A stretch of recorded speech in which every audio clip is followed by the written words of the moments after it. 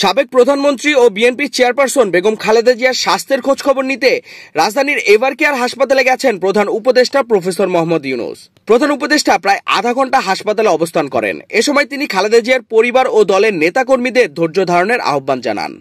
হাসপাতালে পৌঁছলে বিএনপির মহাসচিব মির্জা ফখরুল ইসলাম আলমগীর, বেগম খালেদা জিয়ার ব্যক্তিগত চিকিৎসক অধ্যাপক ডাক্তার এজেএম জাহিদ হোসেন, অধ্যাপক ডাক্তার শাহাবুদ্দিন তালুকদার, খালেদা জিয়ার ছোট ছেলের স্ত্রী সৈয়দা শর্মিলা রহমান এবং ছোট ভাই শামীম এসকেন্দার প্রধান উপদেষ্টাকে রিসিভ করেন।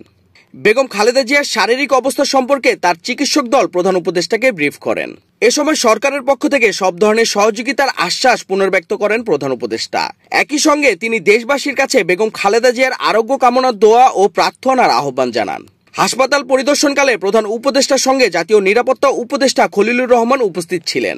৮০ বছর বয়সী খালেদা জিয়া দীর্ঘদিন ধরে হৃদরোগ, ডায়াবেটিস, আর্থ্রাইটিস, লিভার সিরোসিস, কিডনির জটিলতা সহ নানা শারীরিক জটিলতায় ভুগছেন।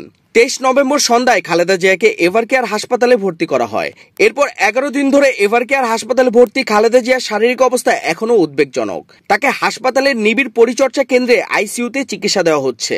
দেশি বিদেশি বিশেষজ্ঞ চিকিৎসকদের সমন্বয়ে গঠিত মেডিকেল বোর্ডের তত্ত্বাবধানে তার চিকিৎসা চলছে।